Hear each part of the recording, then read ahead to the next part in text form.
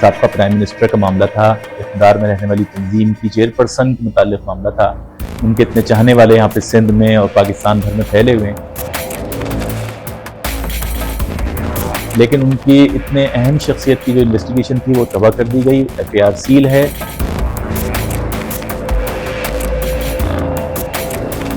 پرویز مشرف کا رویہ یہ تھا کہ انہیں سب کچھ پتہ ہوتے ہوئے انہوں نے اور ان کی حکومت نے آنکھیں بند کر دی تھیں، اور انہوں نے موقع فراہم کیا کہ دہشت گرد بآسانی یہ کام کر سکیں. جو بے نظیر زندہ رہتی ہیں، اگر وہ تو ان کا 100% تھا کہ اگر وہ الیکشن میں کامیاب ہوتی ہیں وہ نیکسٹ پرائم منسٹر تھیں، کوئی شک نہیں ہے. پیپلز پارٹی کی شہید چیئرپرسن محترمہ بے نظیر بھٹو، ان کے قتل کی جو ان کا منصوبہ تھا وہ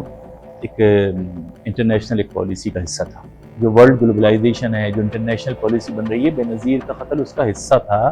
بے نظیر کے جو سیاسی مخالفین پاکستان میں تھے، وہ جن چیزوں کی وجہ سے مخالفت کرتے تھے کہ امریکن نوازی یا کوئی اور چیزیں کہ ان کو جن قوتوں کی سرپرستی حاصل تھی. اب میں آپ کو بات بتاؤں، بے نظیر بہت بدل چکی تھی. بے نظیر نے کیونکہ اپنے سیاسی کیریئر میں بہت کچھ سیکھا تھا. انہوں نے بہت سی طاقتوں کی، انٹرنیشنل طاقتوں کے مطالبات تسلیم کرنے سے انکار کیا تھا. وہ ایک نیا چہرہ لے کے آئی تھیں. اگر ان کو اقتدار ملتا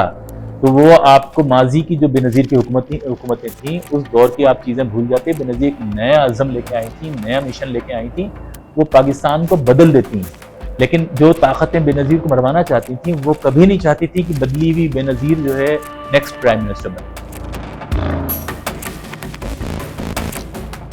بیسیکلی یہ 1995 میں اس وقت اس کا آغاز ہوا تھا جب یہ مجھے پہلی بار اس کی ڈسکلوز ہوا، اور فوری طور پر میں اندازہ تو نہیں لگا سکا، لیکن یہ رپورٹ میرے پاس آ گئی کہ بے نظیر بھٹو کو قتل کرنے کا پلان. یہ اس زمانے کی بات ہے کہ 95 میں جو جنرل نصیر اللہ بابر تھے تو انہوں نے کسی کیس میں مجھ سے ہیلپ مانگی تھی، اور اس میں انہوں نے مجھے یہ بتایا تھا کہ جو پرائم منسٹر ہیں ان کے قتل کا جو ہے وہ منصوبہ تیار ہے. میں نے ان سے سوال کیا کہ ان کو کون قتل کر سکتا ہے، تو انہوں نے کہا کہ وہ جو شخص بھی ہوگا لیکن وہ بے نظیر کا جو ہے سابقہ باڈی گارڈ ہوگا، یعنی وہ انہی لوگوں میں سے کوئی.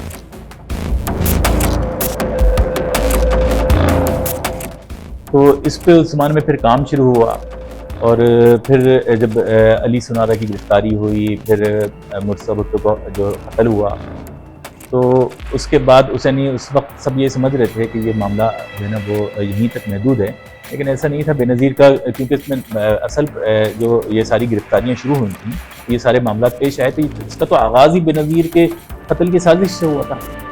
تو وہ تو آگے نہ علی سنارا سے کوئی ڈسکلوز ہوا، اور نہ جو ہے وہ جو ہے نا کسی اور ملزم سے جو ذوالفقار کے زمانے پکڑے گئے کسی سے یہ ڈسکلوز ہوا کہ بے نظیر کے قتل کے حوالے سے کوئی معاملہ چل رہا ہے. بہرحال یہ اس زمانے میں 95 میں دب گیا، اور اس کے بعد حالانکہ جو اداروں کو تو بہت ٹائم ملا تھا اس کے بعد کام کرنے کا اور اس تہہ تک پہنچا جا سکتا تھا. لیکن آپ دیکھیں پھر پرویز مشرف کی گورنمنٹ آ گئی. پرویز مشرف کی گورنمنٹ میں جو ہے وہ بے نظیر بھٹو نے کچھ الزامات بھی لوگوں پہ لگائے، لیکن وہ میں اس کی تہہ میں نہیں جانا چاہتا کہ وہ پولیٹیکل سطح پہ بعض اوقات ایسا ہوتا ہے کہ کچھ دھمکیاں آمیز اسٹیٹمنٹ ہوتے ہیں، چیزیں ہوتی ہیں، لوگ اس پہ بیان بھی دے دیتے ہیں. بے نظیر کا یہ بھی میں کہ آپ اس پہ کنفرم نہیں کرتا. لیکن جو امپورٹنٹ بات ہے وہ یہ ہے کہ بے نظیر بھٹو کی جو مورد الزام ٹھہرایا گیا وہ کالعدم تحریک Taliban Pakistan.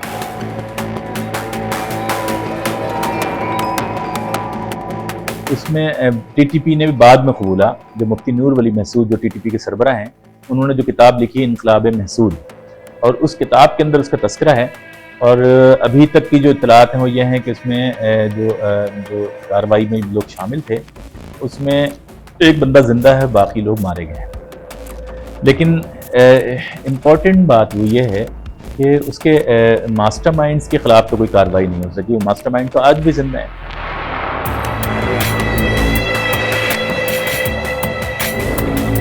T T P نے عموماً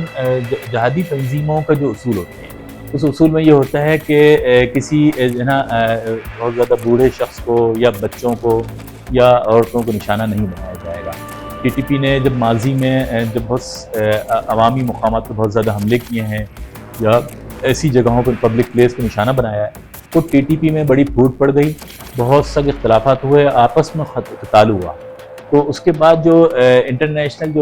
جو گلوبل نیٹ ورک ہے، جہادی نیٹ ورک ہے، اس جہادی نیٹ ورک کے بہت سے امام جن کو تمام جہادی تنظیمیں اپنا پیشوا، اپنا رہنما، اپنا بڑا مانتی ہیں، انہوں نے باقاعدہ فتوے جاری کیا کہ ایسے خودکش حملے اور اس قسم کی کارروائیاں بالکل جائز نہیں ہیں اور یہ سخت گناہ ہے اور اس کا اللہ کے پاس عذاب اور وعید اس پہ سنائی۔ تو ٹی ٹی پی نے بھی اس معاملات پہ رجوع کیا تھا اور جو ہے وہ ٹی ٹی پی کو اصولاً کسی خاتون پہ حملہ نہیں کرنا چاہیے تھا، لیکن ٹی ٹی پی میں ایک چیز آپ نے سنی ہوگی، کبھی اس کی ڈیٹیل میں آپ کو بعد میں بتاؤں گا، کہ جس میں گڈ طالبان، بیڈ طالبان، اس میں وہ ڈیفینیشن نہیں ہے جو قوم پرست یا دوسرے لوگ کرتے ہیں، اس کی بالکل الگ ڈیفینیشن بناؤں گا۔ دیکھیں کسی ریجن میں جب کوئی بھی تنظیم سروائیو کرتی ہے، اس کی پاور ہوتی ہے، تو اس میں بہت سے اچھے لوگ بھی ہوتے ہیں، برے لوگ بھی ہوتے ہیں۔ جو فاٹا میں جو جہادی مائنڈ جو اسلامی نظریات رکھنے والے لوگ تھے وہ بھی شامل ہوئے اس میں، لیکن اس میں بہت سے بیڈ کریکٹر والے لوگ بھی شامل ہوئے اور وہ ٹی ٹی پی کی آڑ میں بیٹھ کر اس میں کانٹریکٹ لیا کرتے تھے۔ یہ کلنگ کانٹریکٹ ہوتا ہے جس میں یہ ہوتا ہے کہ وہ انٹرنیشنل سطح پہ کھولا جاتا ہے، یعنی بڑے ایک سسٹمیٹک اس کا طریقہ ہے، اس میں وہ پیمنٹ ہوتی ہے اور وہ پیمنٹ پہ ایڈوانس ہوتی ہے کیونکہ وہ 100% کلنگ ہوتی ہے۔ اس میں جو پیمنٹ کرنے کے بعد کبھی سوال ہی پیدا نہیں ہوتا کہ قتل نہ ہو، وہ 100% کلر ہوتے ہیں۔ ٹی ٹی پی کے گروپ نے وہ کانٹریکٹ لیا اور جو ہے وہ اس کے بعد اس نے عملی جمع بنایا، لیکن یہ دیکھیں کلنگ کا جو کانٹریکٹ تھا یہ اگر ٹی ٹی پی سے لیا تھا، ٹی ٹی پی کے تو لوگ صرف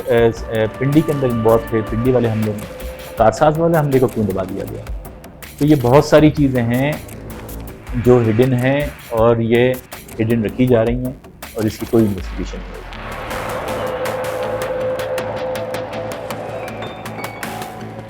دیکھیں جو ہماری انویسٹیگیشن میں جو بات آئی ہے وہ یہ آئی ہے کہ یہ جو خودکش دھماکہ ہوا اس میں ہوا، بہت سارے اور اینگلز بھی ہیں لیکن وہ بغیر پوسٹ مارٹم کے ممکن نہیں ہے کہ ان کو کلیئر کیا جا سکے۔ اب دیکھیں اس میں جب بے نظیر بھٹو کا تو پوسٹ مارٹم نہیں ہوا، آپ دنیا کی کوئی عدالت اصلی ملزم کو سزا نہیں دے سکتی۔ کوئی بھی جب قتل ہوتا ہے اس میں ہمارے قانون میں ہے کہ اس کا پوسٹ مارٹم ہو، پوسٹ مارٹم کی رپورٹ میں ریزن آتا ہے، جب ہم قاتل کو پکڑتے ہیں تو قاتل بھی وہ چیزیں بتاتا ہے اس نے کیسے اور کس طریقے سے قتل کیا، تو ان سب کو جوڑ کر ایک لنک بنتا ہے، اس لنک کے بعد جج جب وہ کاپی دیکھتا ہے تو جج اس کے بعد فیصلہ کرتا ہے۔ جب آپ کا پوسٹ مارٹم نہیں ہوا اس معاملے میں تو آپ کسی بھی قاتل کو اگر زندہ گرفتار کر بھی لیتے تو دنیا کی کوئی بھی عدالت اس کو اس طریقے سے سزا نہیں دے سکتی تھی جب تک کہ اس کے پاس شواہد، کیونکہ عدالت پہ ثبوت اور شواہد پہ کام کرتی ہے، تو اسی وقت دیکھ لینا کہ فرش دھل گیا، صفائی ہو گئی، پوسٹ مارٹم نہیں ہوا، شواہد تو جو ہے نا سرکار خود مٹا رہی تھی، کسان خود مٹا رہے تھے، پیپلز پارٹی کی جو لیڈرشپ بچی تھی اس وقت انہوں نے کون سے شواہد کو بچانے کی کوشش کی۔ انویسٹیگیشن اس وقت کمپلیٹ ہوتی ہے جب جو فوری شواہد جو ہوتے ہیں اس کو نہ مٹایا جائے۔ فوری شواہد مٹانے کے بعد آپ کے پاس صرف ایک ہی سورس رہ جاتی ہے کہ انفارمیشن، کہ آپ کے پاس سورسز ہوں جو انفارمیشن کلیکٹ کریں، وہ اندر سے اندر کی خبر دیں۔ لیکن جب ہم سورسز کو اس طریقے سے تولتے ہیں کہ جو ہے نا ایک جو سانحے کے شواہد جمع ہوئے ان کو ٹیکنیکلی ان سورسز کی انفارمیشن سے جوڑا جاتا ہے، وہ میچ کھاتی ہیں تو ہم پھر بولتے ہیں کہ یہ پورا کیس پک گیا۔ لیکن اب اسکاٹ لینڈ یارڈ بھی کچھ نہیں کر سکتی تھی کیونکہ نیچے کی چیزیں جا چکی، باڈی گارڈس کو چیک کیا گیا، نہ ان کے قریبی لوگوں کو چیک کیا گیا، ان کی خطرے کی انفارمیشن تو تھی نا، بے نظیر تو بڑی بہادر تھی، وہ تو اتنی تھریٹس کے باوجود پاکستان آ گئیں، اتنے تھریٹس کے باوجود اتنے بڑے بڑے جلسے عام میں انہوں نے خطاب کیا، تو خطرات تو تھے، لہٰذا وہ تو ایک کامن بات تھی کہ اگر وہ نکلیں گی تو اس صورت میں کوئی ان کو ہٹ کر سکتا تھا، وہ تو کوئی ایسی امپورٹنٹ بات نہیں۔ ہاں اس میں یہ ایک پہلو جو اٹھایا گیا تھا وہ یہ اٹھایا گیا تھا کہ ان کو اس کا جو ونڈ کا جو ہک تھا وہ سر پہ لگا، اس سے وہ شہید ہوئے۔ ایک رپورٹ یہ بھی تھی کہ ایک آیا تھا کہ لیزر سے مارا ہے، یہ بھی ایک آئی تھی بات، اللہ بہتر جانے اس پہ کیونکہ میں نے خود انویسٹیگیٹ نہیں کیا تو میں اس نہیں کہہ سکتا، لیکن یہ ہے کہ وہ ایک خاص ڈیوائس ہے، پھر کبھی اس کی بعد میں ڈیٹیل بتاؤں گی، خاص ڈیوائس ہے جو پینٹاگون سے چرائی گئی تھی اور وہ کراچی ایئرپورٹ کے ذریعے وہ لائی گئی تھی کراچی شہر میں، اور جس وقت وہ آئی تھی پرویز مشرف کے دور میں مجھے اس کی رپورٹ ملی تھی اور میں نے اسٹیبلشمنٹ کے جو اعلیٰ افسران ہیں اس پہ ڈسکس بھی کیا تھا، جو اس پہ رازدار تھا، کیونکہ یہ ایک ایسا راز تھا جو ہر کسی کو پتہ نہیں تھا. تو میں نے اس پہ ڈسکس بھی کی تھی کہ اس قسم کی ڈیوائس جب یہاں آئی ہے تو اس سے تو کوئی بڑی کارروائی ہوگی، کیونکہ یہ چار ڈیوائس بیسیکلی پینٹاگون نے 4 ڈیوائس بنائی تھیں جو نئی تھیں، ابھی دنیا میں کامن نہیں کی گئی تھی، اور اس 4 ڈیوائس میں سے 2 ابھی بھی پینٹاگون کے پاس ہیں، اور ایک کے ذریعے جو ہے جو سابق افغان وزیر دفاع تھے احمد شاہ مسعود، ان کا قتل ہوا تھا جس کو القاعدہ نے استعمال کیا تھا، اور دوسری ڈیوائس کا آج تک پتہ نہیں ہے، لیکن یہ قیاس آ رہی یہ تھی کہ کیا بینظیر کے قتل میں وہ ڈیوائس یوز ہوئی ہے، کیونکہ اس کو کہیں کوئی آلہ ٹریک نہیں کر سکتا تھا، اور وہ دنیا کی سب سے جدید ترین ڈیوائس تھی. پرویز مشرف تو ان کو بلیک میل کر رہے تھے. پرویز مشرف کو بھی تو اتنی باتیں پتہ تھیں. پرویز مشرف کا رویہ یہ تھا کہ انہیں سب کچھ پتہ ہوتے ہوئے انہوں نے اور ان کی حکومت نے آنکھیں بند کر دی تھیں، اور انہوں نے موقع فراہم کیا کہ دہشت گرد بآسانی یہ کام کر سکتے. ورنہ اگر مشرف گورنمنٹ ایکٹیو ہوتی تو میں یہ نہیں کہتا کہ 100% آپ ٹیررسٹ کو روک سکتے تھے، لیکن آپ اس کی کوشش تو کر سکتے تھے. تو انہوں نے وہ کوشش بھی نہیں کی، اور بینظیر بیسیکلی ہاٹ ٹارگیٹ تھی. لیکن ان کے جو حکومت وقت نے اور پیپلز پارٹی کی کچھ جو قائدین نے اس کو جو ہے وہ ٹی ٹی پی کے لیے ایک سافٹ ٹارگٹ بنا دیا. مزید امپورٹنٹ بات میں آپ کو بتانا چاہتا ہوں، بینظیر پہ جو پنڈی میں حملہ ہوا، اس سے پہلے جو حملہ ہوا تھا وہ تو کراچی میں ہوا تھا، کارساز میں. کارساز میں جو حملہ ہوا اس میں کافی لوگ شہید ہوئے، محترمہ اس میں زخمی بھی ہوئیں، پھر اس میں جو ہے نا ایف آئی آر بھی کٹی، اور اس کی جو ہے نا وہ ایف آئی آر سیل کر دی گئی. ایف آئی آر پہ کوئی انویسٹیگیشن آج تک نہیں ہوئی. تو اس کی وجہ کیا ہے؟ اس کی وجہ یہ ہے کہ ابھی تک اس بات کو چھپایا جا رہا ہے کہ کارساز والے حملے میں ٹی ٹی پی نے تو پنڈی والا حملہ قبولا تھا، کارساز حملے سے تو کسی نے بات نہیں کی. تو کارساز حملے کے حوالے سے یہ بات آ رہی ہے کہ اس میں کوئی اور گروپ ملوث تھا، اور ہمارے پاس بدقسمتی سے نہ انویسٹیگیشن ہوئی، حالانکہ سابقہ پرائم منسٹر کا معاملہ تھا. اتنی بڑی جو ہے نا اقتدار میں رہنے والی تنظیم کی چیئرپرسن کے متعلق معاملہ تھا. ان کے اتنے چاہنے والے یہاں پہ سندھ میں اور پاکستان بھر میں پھیلے ہوئے ہیں، لیکن ان کی اتنے اہم شخصیت کی جو انویسٹیگیشن تھی وہ تباہ کر دی گئی. ایف آئی آر سیل ہے، ایف آئی آر کی انویسٹیگیشن نہیں ہوئی. جبکہ آپ کو میں یہ آج پہلی بار ڈسکلوز کرنا چاہتا ہوں کہ اس میں ایک ملزم بھی پکڑا گیا. اس ملزم نے یہ کارساز کے معاملے کی جو ہے وہ ذمہ داری اس نے قبول کی، اس میں بہت سے انکشافات اس نے کیے، لیکن سارا معاملہ دب گیا. پنڈی والے معاملے کو ہم اچھالتے ہیں میڈیا پہ، یا دنیا بھر میں جو بات ہوتی ہے پنڈی والے معاملے کو کرتے ہیں، اور ٹی ٹی پی کا حملہ وہ سارا کرتے ہیں. لیکن آپ کیا سمجھتے ہیں کہ کوئی بھی قتل جو اچھا انویسٹیگیٹر ہوتا ہے، چاہے پولیس میں ہو یا انٹیلیجنس میں ہو، کہیں بھی ہو، اس میں کوئی ایک گروپ تو نہیں ہوتا. دیکھیں کسی کے قتل میں، اور خاص طور پہ اتنی بڑی شخصیت کے قتل میں جب کوئی کام ہوتا ہے تو اس میں بہت سے عناصر، بہت سے ایلیمنٹ ہوتے ہیں، اور اس کی ریکی، اس کی ورکنگ، سب چیزیں. اور کسی بھی ایسے شخص کو قتل کرنے کے لیے جب تک اس کے قریبی لوگ شامل نہ ہوں اس کارروائی پہ عمل درآمد ہو بھی نہیں سکتا. میں نے جب یہ انویسٹیگیشن شروع کی تو اصل میں ہوا یہ کہ مجھے جب 95 میں جو انفارمیشن ملی تھی اس میں سے ایک یہ بھی تھی کہ بینظیر کو جو پرسنل باڈی گارڈز مارنے والی بات تھی. تو میری خالد شہنشاہ کے ساتھ بہت اچھی پی ایس ایف کے وقت تعلقات ہیں میرے. میں اس وقت یعنی یہ پی ایس ایف میں تھے، میں میڈیا میں تھا. تو پہلی بار خالد شہنشاہ نے مجھے کسی پولیس افسر کے توسط سے پھر جیل میں ہی ملاقات کی تھی، پھر آنے کے بعد بھی ہماری دوستی ہوئی. بہت بعد میں پھر خالد جو ہے وہ انڈر ورلڈ میں چلے گئے. خالد امریکہ میں مستقل چلا گیا تھا یہاں پہ الیکشن، ایم این اے کا الیکشن لڑنے کے بعد. تو جب یہ اور مجھے خالد نے ایک بات بولی تھی کہ یار اب میں جو ہے نا بالکل پاکستان نہیں آؤں گا، میں جب بھی آؤں گا بی بی کے ساتھ ہی آؤں گا. میرے کچھ کان کھڑے ہوئے کیونکہ میں نے 95 والی انفارمیشن سنی ہوئی تھی. حالانکہ خالد تو بی بی کا بڑا چہیتا تھا، لیکن جب کام کرنے والے کام کرتے ہیں تو وہ بڑے قریب کے بندے بھی توڑ لیتے ہیں. تو میں نے جو ہے وہ جب خالد پاکستان پہنچا میں نے خالد کو فون کیا کہ بھائی جان کہاں ہیں، بیٹھک کرنی ہے. تو خالد نے بولا، خالد حالانکہ آپ اس سے انداز لگائیں کہ خالد جب بھی مجھ سے ملتا تھا ایک فون پہ جہاں بھی ہوگا وہ مجھ سے ملے گا، مجھے کبھی انکار نہیں کر سکتا تھا. خالد کو جتنے بھی پرابلمس آتی تھیں خالد مجھ سے شیئر کرتا تھا، مجھ سے بات کرتا تھا اور مجھ سے مشورہ کرتا تھا. لہٰذا مگر پہلی بار ایسا ہوا کہ خالد نے مجھے بولا کہ یار میں ابھی بالکل نہیں مل سکتا، میری سخت ڈیوٹی ہے، میں بیوی کے ساتھ ہوں۔ اسی دوران پھر یہ کارساز والا واقعہ ہوا، کارساز والا ہوا تو پھر میں نے اس کو فون کیا خالد کو، میں نے بولا بھائی یہ اتنا بڑا واقعہ ہو گیا، آپ ملو، میں آپ کو کچھ اس پہ ڈسکس کرنا چاہتا ہوں، جو میرے پاس معلومات ہیں وہ بھی شیئر کرنا چاہتا ہوں کہ آپ اس کو پھر بیوی کی تحفظ کے لیے کچھ کر سکتے ہیں۔ مگر خالد نے بولا مبشر بھائی میں بالکل نہیں مل سکتا، مجھے بالکل اجازت ہی نہیں ہے، لہذا جو ہے وہ یہ ہے کہ میں آپ سے بات ایسی ہوگا میں خود فون کروں گا آپ کو، میں خود بےتاب ہوں آپ سے ملنے کے لیے۔ لہذا پھر اس کے بعد میں نے خاموشی اختیار کر لی، اور کچھ عرصے بعد جب دسمبر میں پنڈی والا سانحہ ہو گیا جس میں بیوی شہید ہو گئی، تو پھر اس کے بعد جو ہے وہ پھر میں نے خالد کو فون کیا، تو خالد نے مجھے بولا کہ یار آپ ایسا کریں، مجھے جو ہے نا اجازت نہیں ہے بیوی۔ میں نے اس سے یہ سوال نہیں کیا کہ آپ کو اجازت کون دیتا ہے اور آپ کو کون منع کرتا ہے، میں نے کہا یہ بیٹھیں گے تو بات ہو جائے گی، بولا میں جو ہے نا آپ مجھے بلاول ہاؤس آ جائیں تو وہیں ہم کوئی کونا پکڑ لیں گے۔ اس طریقے سے میں بلاول ہاؤس پہنچا، بلاول ہاؤس پہنچا تو خالد مجھے لے کے ایک یعنی جو ان کا کوریڈور تھا ایک کونے پہ سیکورٹی انچارج بلاول ہاؤس کا، وہاں پہ یہ بیٹھا تھا۔ ہم بیٹھے، مختصر سی ہماری بات ہوئی، پھر اس دوران وہ بیچ میں جو نا ٹاؤن ناظم کے جو ناظم آباد کے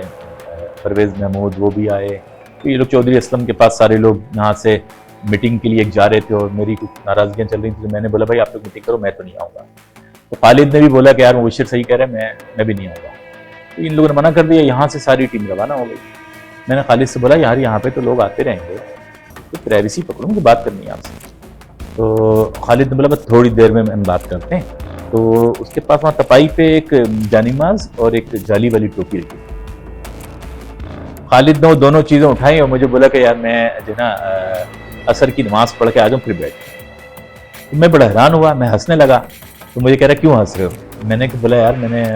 مسلمانوں کو نماز پڑھتے تو دیکھا ہے، کسی شیطان کو نماز پڑھتے نہیں دیکھا۔ میں مذاق کیا اس سے،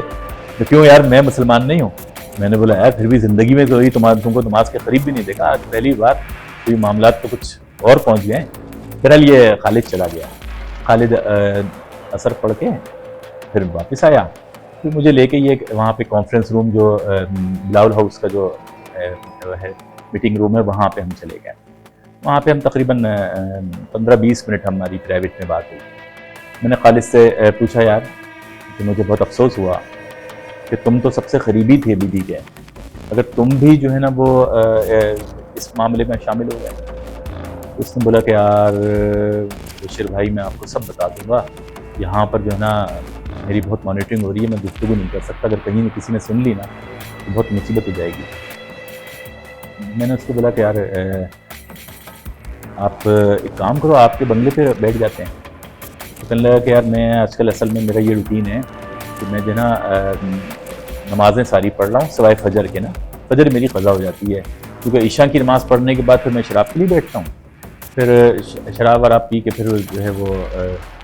صبح جو ہے نا میری قضا ہوتی ہے، باقی 4 نمازیں ٹائم پہ پڑھ رہا ہوں۔ تو میں نے بولا انسان کو جب آخری دن یاد آتے ہیں نا، اور جس سے بہت بڑا گناہ سرزد ہو جاتا ہے، جس کے ضمیر پہ بوجھ ہوتا ہے، تو تمہاری جیسی حالت ہی ہوتی ہے۔ تو اب ایک کام کرو، جتنی جلدی بیٹھو اپنا بوجھ ہلکا کرو، میں تمہیں پھر جو اچھا مشورہ ہو سکتا ہے جو بھائیوں والا وہ میں تم کو دوں گا کہ تمہیں کیا کرنا چاہیے۔ اب ہوا یہ کہ یہاں پہ ہم 15-20 منٹ ہماری یہ ڈسکشن، خالد میرے سے کچھ چھپاتا نہیں تھا، مجھے پتا تھا کہ جب اکیلے بیٹھے گا تو بتا دے گا۔ تو میں نے اس کو بولا بھی کہ یار آپ جب بنگلے پہ رکھو تو دوستوں کو نہیں بلانا، محفل نہیں ہونی چاہیے، اور لڑکیاں نہیں بلاؤ گے، آپ اپنا پینا ہے تو آپ پیو گے، لیکن میرے آپ سے ڈسکس کروں گا، اور پیو گے بھی زیادہ نہیں، صحیح ہے؟ اتنی ہماری بات ہو گئی۔ اس کے بعد چند دن میں نے ویٹ کیا خالد کا، کوئی میٹنگ کے لیے فون نہیں آیا، تو پھر میں نے اس کو فون کیا، میں نے بولا تم عجیب آدمی، تم کو پتہ ہے اتنے سخت حالات ہو رہے ہیں یار، تو میٹنگ کر لو۔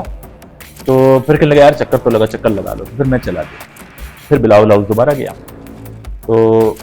اس دن مجھے کہنے لگا کہ یار مبشر بھائی اصل میں میری مانیٹرنگ بہت سخت ہو رہی ہے، میں کوئی ایسا وقت نکالنا چاہ رہا ہوں کہ شک نہ ہو، آپ کے ساتھ بھی بیٹھا ہوں، آپ سب کو پتہ ہے، آپ میڈیا والے ہیں، کل کو جو ہے نا یہ لازمی شک کریں گے کہ میں نے کچھ بتا نہ دیا تو مجھے خطرہ ہو جائے گا۔ تو جو ہے نا میں عنقریب کوئی میٹنگ رکھتا ہوں، لیکن میرا دل جو ہے نا بہت گھبراہٹ اور پریشانی کا شکار ہے آج کل۔ جبھی میں نے آپ کو یاد کیا کہ آپ میرے پاس آ گئے، میں نے بولا کیا ہوا؟ بولا مجھے مستقل جو ہے نا ایک ہی چیز بے چین کر رہی ہے، مجھے اپنے بچے بہت زیادہ یاد آ رہے ہیں، بہت زیادہ یاد آ رہے ہیں۔ تو ان کی فیملی کیونکہ امریکہ میں تھی، تو میں نے خالد سے بولا کہ یار اس میں ایسی کیا بات ہے، تو امریکہ چلے گئے، تھوڑا دن بیوی بچوں میں وقت گزار کے پھر آ جائیے گا۔ پھر ایک ملاقات میری اور ہوئی جب ان کی فیملی آ گئی تھی یہاں پہ، خالد شہنشاہ کی جب فیملی آ گئی تھی، پھر ایک بار میں پھر بلاول ہاؤس گیا، تو ٹوٹل میں 3 بار بلاول ہاؤس گیا، اور 3 بار اسی موضوع پہ ہماری اکیلے میں بات ہوتی رہی۔ تیسری ملاقات کے بعد اس کے چھٹے دن خالد کا مرڈر ہوا۔ بے نظیر والے معاملے میں جو چیز چھپائی گئی اس میں خالد شہنشاہ بھی شامل تھا، اس میں اور بھی بہت سے لوگ شامل تھے۔ جبھی یہ منصوبہ جو ہے وہ یعنی جو خودکش کو جو آنے کا موقع دیا گیا اور ان کو ساری اتنی سخت سیکورٹی کے باوجود جو وہاں پہ کارروائی ہو سکی، تو وہ ان کی اپنی سیکورٹی ٹیم شامل تھی، کوئی شک نہیں ہے اس میں۔ پیج پر اشارے دینے سے تو وہ یعنی ایکسپوز ہو گیا نا، اس سے آپ کو پتہ چل ہی جاتا ہے کہ وہاں پر وہ جو ان کو تو پتہ تھا نا کہ یہ آگے بلاسٹ ہونے والا ہے، لیکن وہ ان کی گھبراہٹ تھی۔ خالد بہت گھبرا گیا تھا، خالد نے اس گھبراہٹ میں وہ ساری چیزیں اشارے بھی جو کیے، اور بعد میں بھی جو خالد کا رول تھا، خالد اتنا زیادہ گھبراہٹ کا مظاہرہ نہیں کرتا، شاید اتنی جلدی بھی نہیں مارا جاتا، تھوڑی زندگی اور چلتی لیتا۔ جتنے سہولت کار اور معاون کار تھے کالعدم تحریک طالبان پاکستان کے اور اس تنظیم کے جس کے ذریعے کاساس حملہ کرایا گیا، وہ سارے کے سارے اب اس دنیا سے رخصت ہو چکے ہیں۔ صرف بے نظیر قتل کیس کے جو مرکزی سہولت کار اور ٹی ٹی پی کے جو ماسٹر مائنڈ تھے وہ آج بھی زندہ ہیں، اور یہ کیس جو ہے اب اس میں اور بھی بہت ساری چیزیں ہیں، تو پھر انشاءاللہ پھر کبھی میں اس پہ مزید تفصیلات اس کی ڈسکلوز کروں گا۔